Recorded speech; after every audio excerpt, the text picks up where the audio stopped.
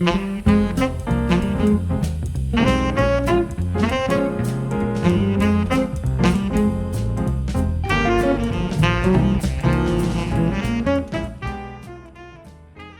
to the Innovative Hotelier podcast brought to you by Hotels Magazine. I'm your host, Robin Trimingham.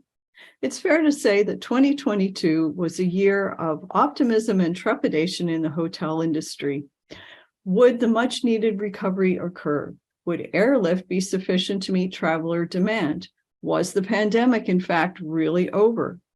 Now, as we embark on a new year, it's clearer where ground has been made and where there's still work to be done.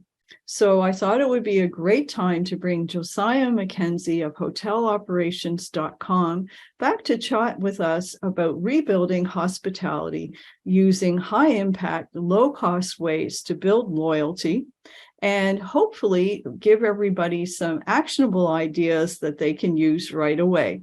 So join me now for my conversation with Josiah.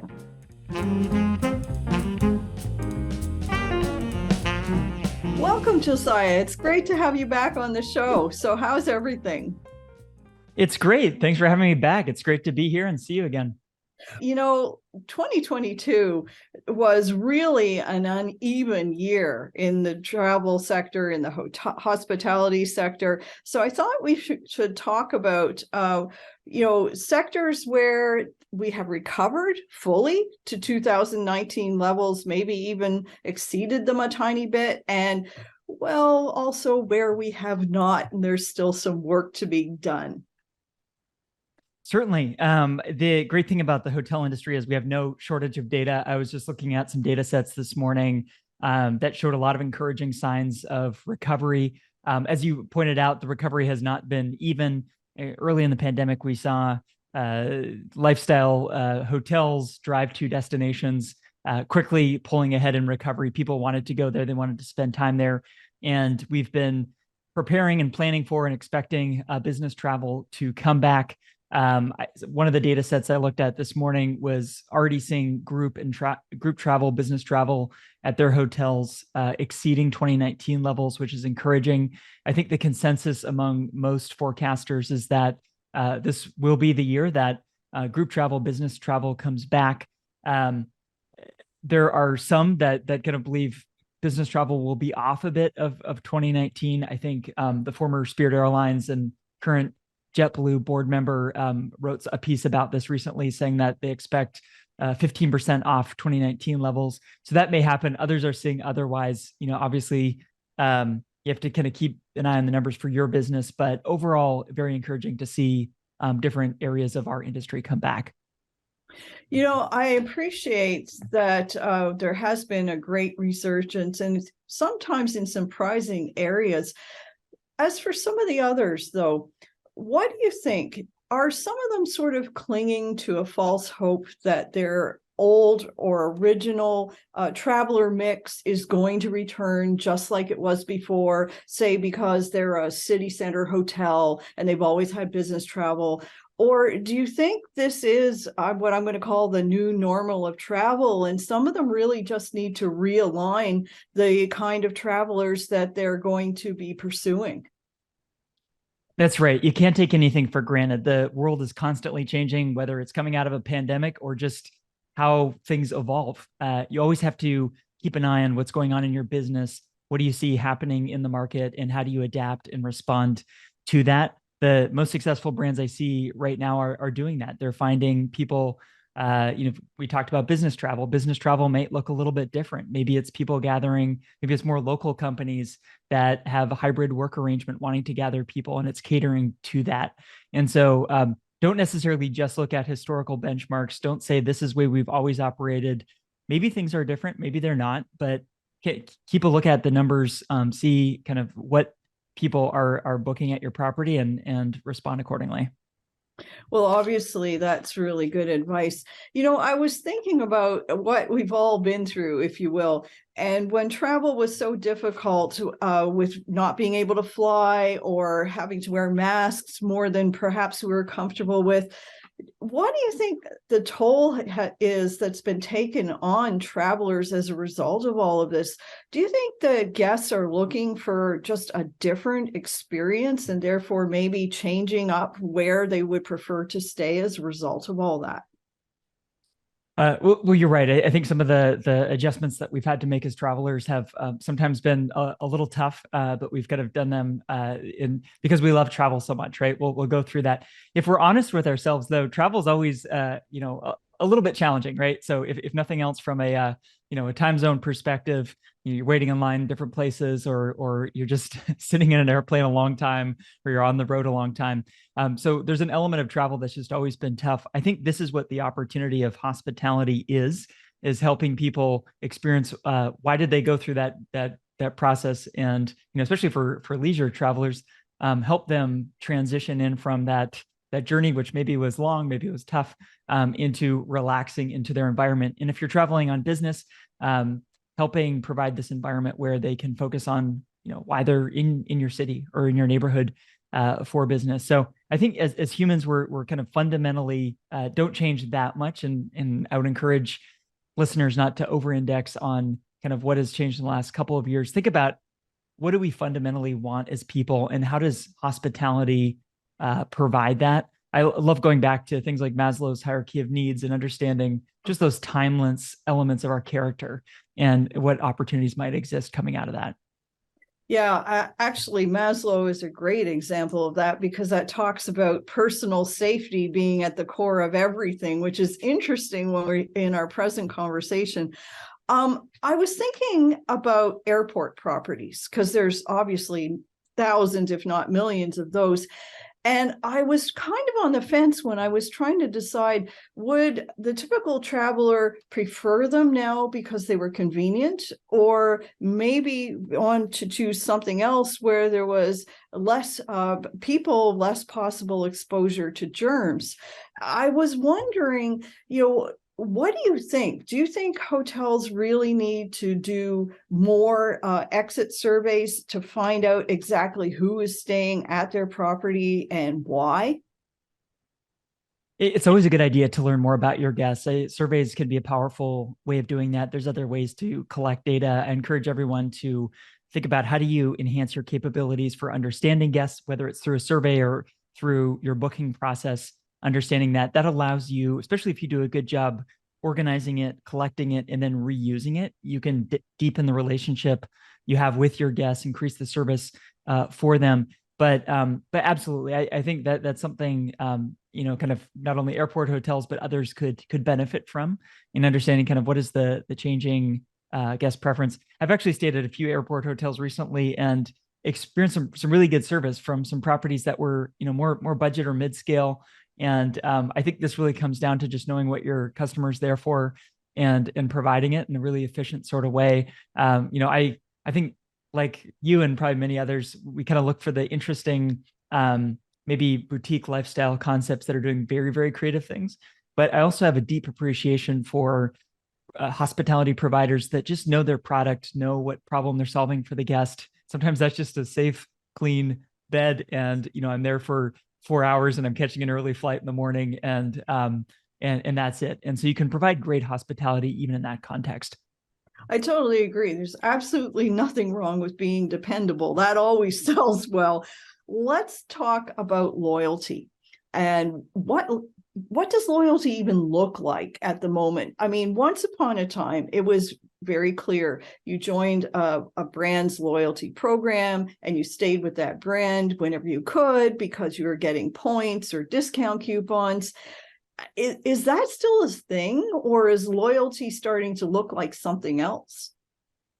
It's definitely still a thing. I was talking to a couple of friends that are planning a honeymoon, and as they're traveling for work, they're collecting their points, and they're going to stay in this amazing bungalow in the South Pacific, and I'm Wow. super happy for them. And so it's definitely still a thing. But I don't mean to discount that, but the reality is, true loyalty is really the fact that I'm going to stay at your hotel and I'm not really thinking about price, right? And that's not just a pie in the sky idea. I was talking with Scott Kern, who's the chief operating officer at Renison Hotels here in the San Francisco area. And he was telling me, hey, we run our operations such that I get messages from guests. My team gets, emails from guests saying, just book me a room. They're not asking about the price. They know they want that hotel. That's the spot they stay when they're in the Bay Area. And I think that's what we should all aspire towards, is providing that, just you offer something that matters to me. And there's a group of hotels out here that I also really like, called the Four Sisters Inns, and they have these little boutique properties, and they have this little punch card where you stay every night, and you get a punch, and then you can get a free stay. But honestly, my wife and I just like staying at their properties. They're fun. They're not, they're not 4 times the price of a comparable one. But when we're thinking about a weekend away, it's not like, okay, let's scout in every destination. It's like, no, does this group have a property there? We're going to stay there. Right. And I think that's the sort of environment you should aspire to provide. And that happens through great service. It happens through thoughtful amenities.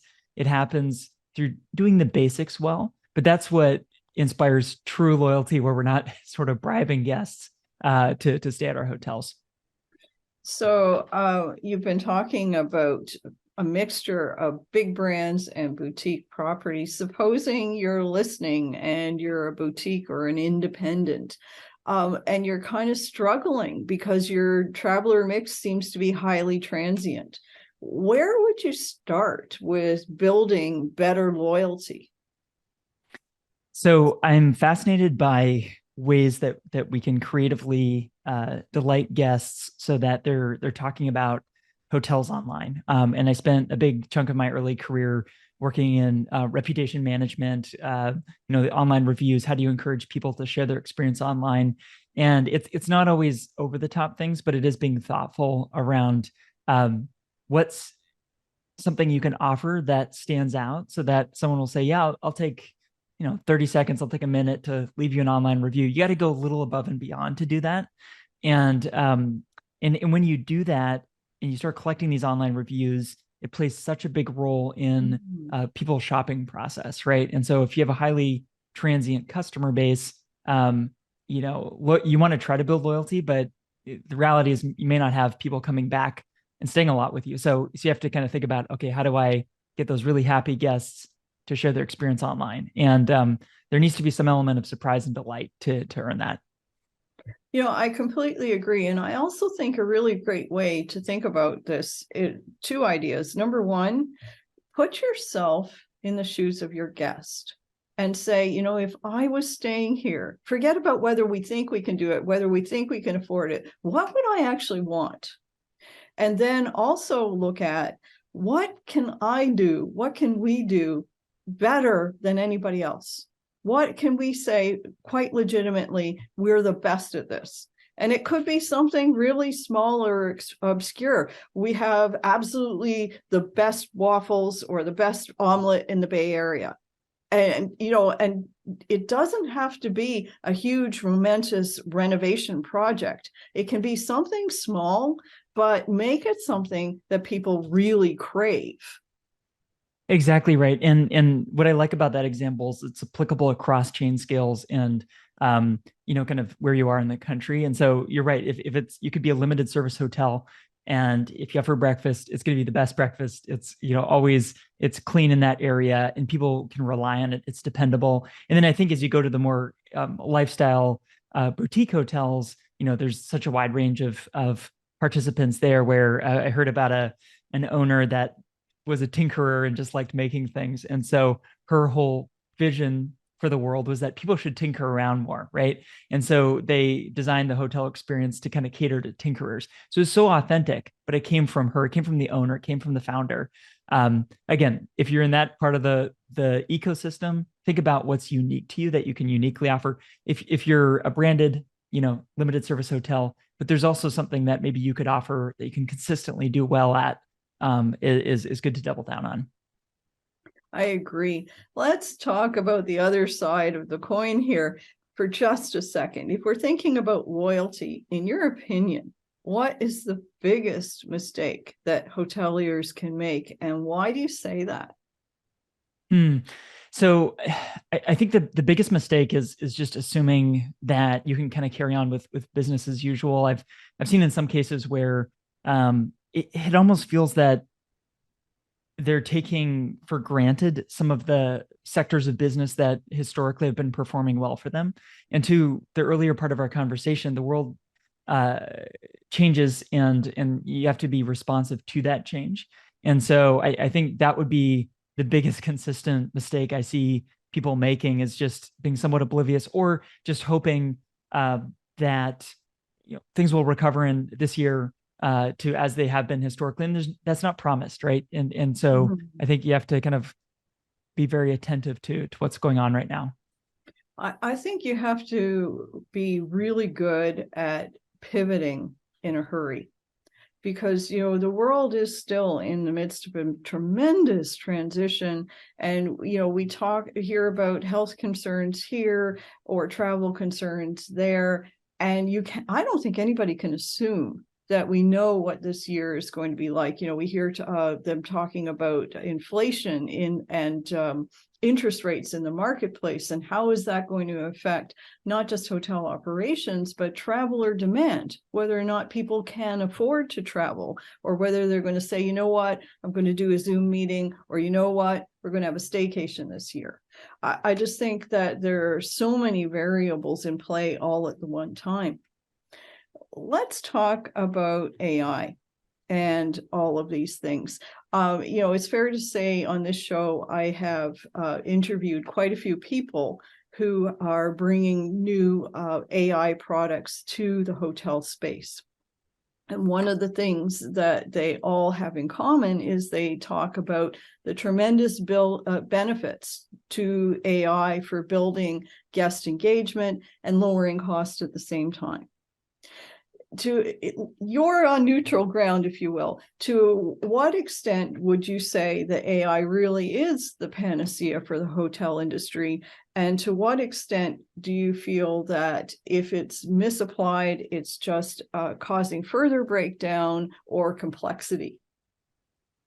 Well, first off, I've enjoyed some of those recent conversations. So I encourage people listening to this, if you haven't gone back into the catalog, listen to some of those past episodes, because I think to your question of, is it this sort of solution that is universally applicable? I wouldn't go that far. I encourage you to think about, what do you need a solution for, right? So to give you an example, right now I spend a lot of my time writing, right? So ChatGPT is great at creating written content, right? Does it make my life easier as a writer today? No.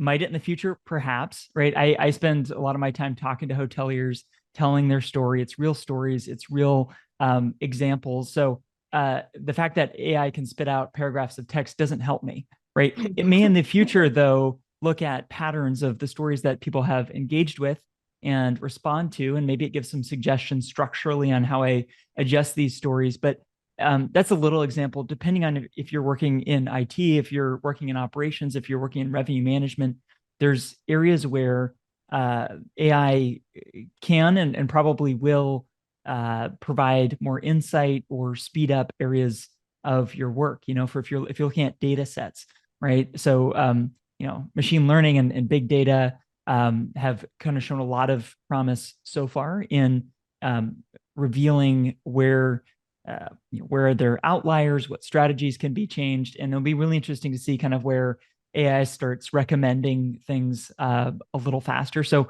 I think with big macro trends like this, it's important to think about the applicability to your area of work today, and not just like, is AI a thing? It's definitely a thing, and it will become increasingly more so. But think about what the implications is for operations, for example. And I think a good litmus test for these kind of things is thinking, okay, what's going to make life easier, right? And especially for my staff, right? As talking to the Dorchester COO the other day, and he was saying his only criteria for tech is, does this make my team's lives easier? That's it, right? And if it does that, then it's a success. And so I would encourage listeners to kind of think about technology in that sort of lens. I agree. I have a story for you. This unfortunately is a true story. Recently, I had lunch at a hotel, and the server asked at least 3 times during the meal whether I would write a review.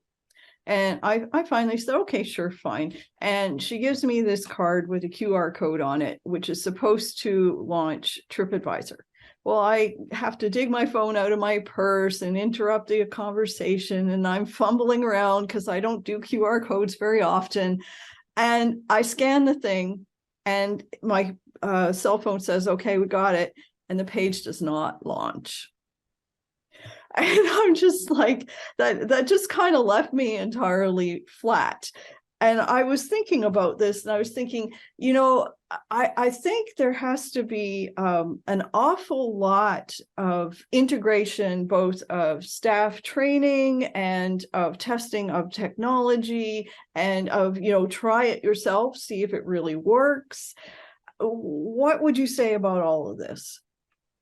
Well, it sounds like a very frustrating story. And I think I'm glad you shared it because it's good to look at these cautionary tales. If we just talk about you should have great online reviews, that's fantastic, but we might end up in environments like you experienced, right? Where it's super frustrating. It feels awkward.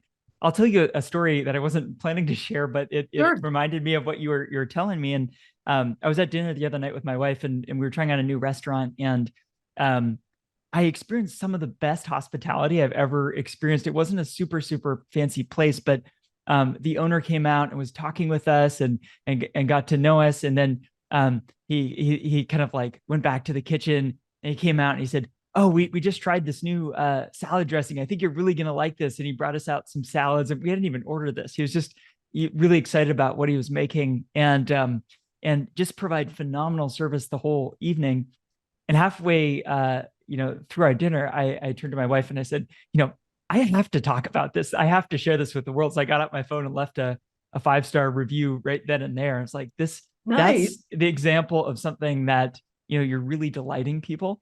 And I know that might seem like a one-off, but it'd be interesting to think about in your business, what's something like that you can offer where I don't feel harassed. I'm like, I actually want to stop right now and leave a review. I will say from a more systematic perspective, though, technology can be helpful because I was staying at a hotel last week where they sent out the typical guest survey, but and so I filled that out, provided some feedback, and then at the end, they had a very nice way of asking, would you mind, kind of sharing this experience with others so they can understand what our hotel is like. It only took me, I think, like 30 more seconds to share that with the world, but it felt very natural. I had already kind of gone through the process of giving them this feedback. I think I was waiting for something. So I just, because right time, right place, right way of asking, and they're doing really well online. And I think that's a good example of using a kind of repeatable process to collect more reviews, not interrupting your lunch and asking for a 5-star review.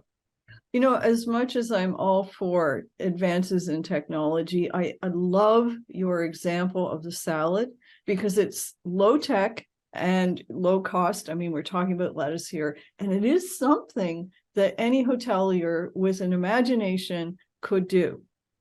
And sometimes all it takes is a couple of really great little cookies on the side of the teacup, and all of a sudden people are photographing what they got and putting it on Instagram. I love your story. So we've got a couple of minutes here. What, if you could wave your magic wand, would be your one piece of actionable advice that really any hotelier can do to improve guest loyalty? So I'm gonna stay with what we were talking about right now, and my piece of advice is create something worth talking about. It sounds kind of vague, but let me break this down in something very specific. So if you're an individual that's providing hospitality on the front lines that's listening to this, think about one specific thing you can do in the way that you provide service in the context of your business that's going to put a big smile on someone's face, will get them to leave an online review. I'd love for you to think about that individually. If you're a manager or a brand leader, think about how you can institutionalize some of this. And many brands do a good job of this. I see a lot of operators encouraging this, but this may look like creating some sort of a process where you're collecting ideas from your team on one thing they did creatively to provide service, and then call that out in your team all hands meeting. And this kind of this process of putting a spotlight on your team members who are delighting guests is how you build real, not bribed loyalty, and get people leaving those online reviews, get people coming back to your hotel. So I would think very practically, kind of in the context of your business, what it looks like to put a big smile on someone's face and really delight them this year.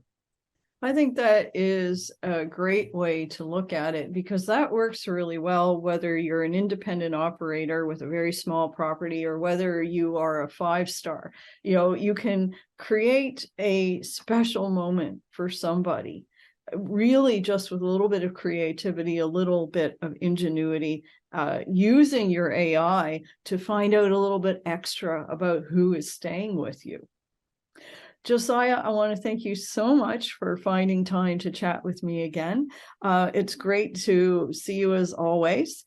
You've been listening to the Innovative Hotelier podcast, brought to you by Hotels Magazine. Join us again soon for information and up-to-the-minute insights specifically for the hotel and hospitality industry. Thanks, Robin. This is always fun.